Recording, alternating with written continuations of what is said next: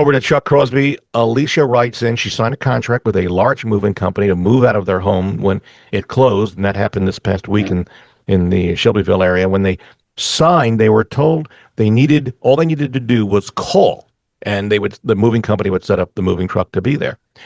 When they had a closing date, Elisa called the moving company, was told that the first moving truck available wouldn't be until July 1st, so a couple of weeks away. Lisa scrambled now, found another firm to do the moving, but she's wondering what action she could take against the very first moving company for the aggravation it caused and, I guess, skipping a couple of heartbeats. Is there anything she can do? Not really, other than the typical, tell your friends, tell people, give them bad reviews on social media, Better Business Bureau, that kind of thing. But legal action, there was really no damage. The aggravation is a hypothetical kind of damage. Everybody says, emotional stress, et cetera, you see that on the TV. But you can't conceive of the hoops you have to jump through before you can actually get a court to agree that that's a real damage. And in a case like this, it's not. Real damage in this case is how much money are you out?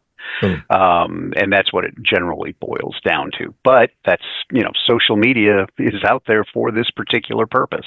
Oh, yeah. No, you're right about that. By the way, and we should point out, this is the takeaway from this question is if you're moving, call your moving company and make sure that the truck is going to be there that you heard on the radio.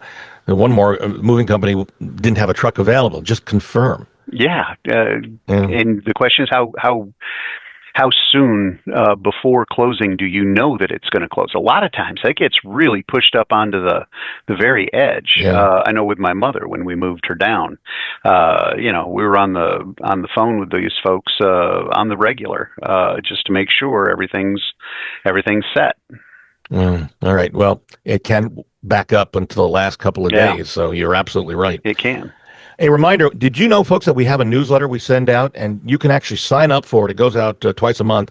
Go to welovelouisville.com. That's welovelouisville.com, and just fill out the basic information. We will not spam you, but it gives you some good information. We do a number of stories every month about moving, renting, mortgages, closings, and anything dealing with real estate.